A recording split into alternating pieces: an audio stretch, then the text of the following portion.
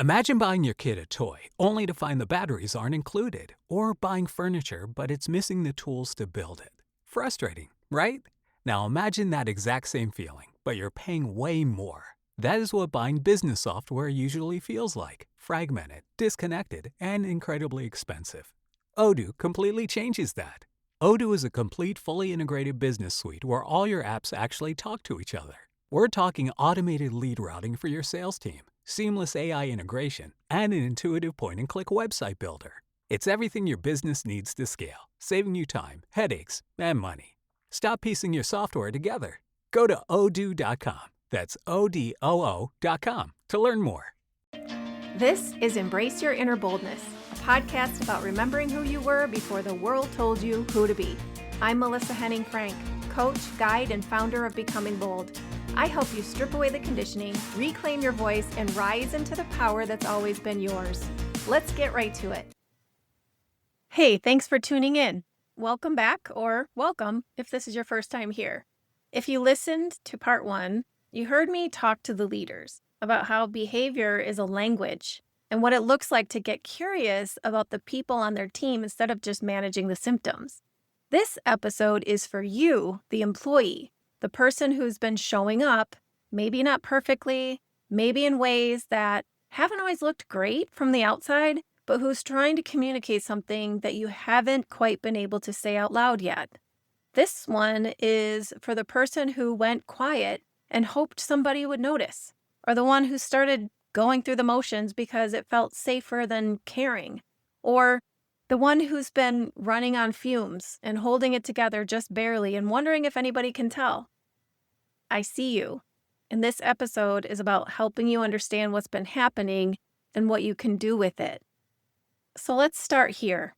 If your behavior at work has shifted, if you've pulled back, gotten reactive, disengaged, started over-documenting everything, stopped raising your hand, something happened. And if you're being honest with yourself, you probably know what it was.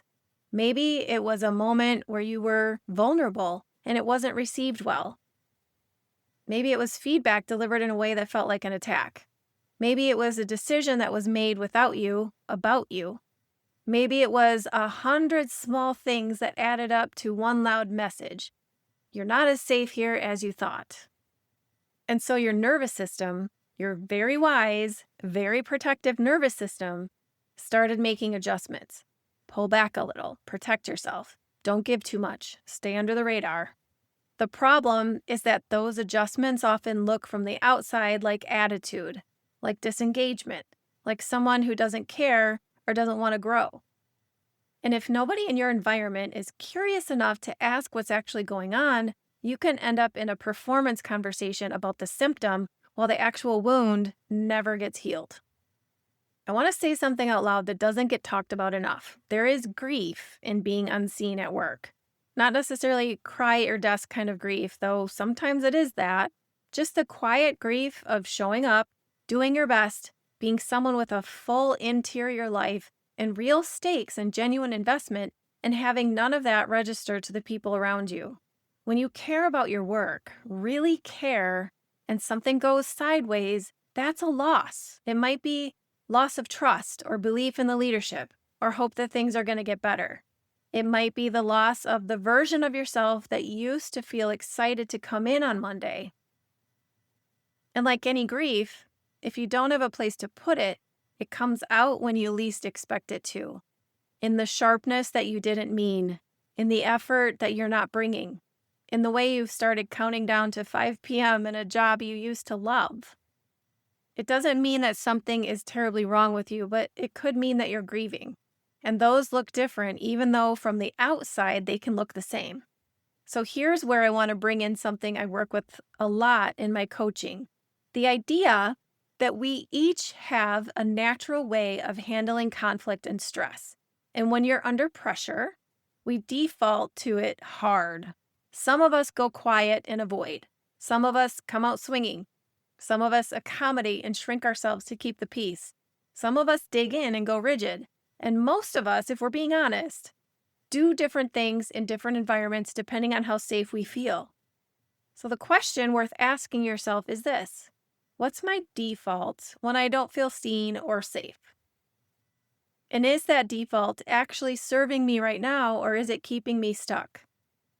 Here's what I've seen over and over in coaching.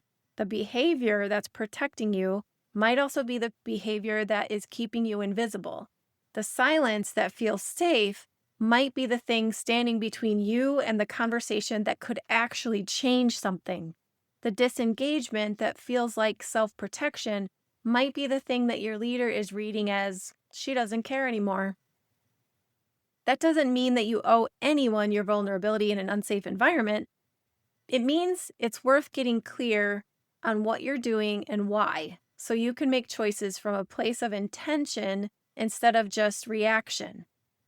Okay, so here's the practical part, because I don't want to leave you just sitting in the feeling of being unseen. First, say it out loud to yourself. Before you can communicate anything clearly to anyone else, you need to know what you're actually carrying inside. Is it disappointment, resentment, fear, grief, burnout? Get specific. If you say, I'm just stressed, that's too vague. Say something like, I feel like my contributions aren't valued and I've stopped trying to prove otherwise. That is something you can work with. Second, find one safe place to say it out loud to someone else. That might be a trusted colleague, a trusted coworker, a coach, a therapist, a mentor. It doesn't have to be your manager yet, but the story needs to come out of your head and into the world, because the version that stays in your head almost always gets darker and more distorted over time. Third, when you're ready, consider having the conversation.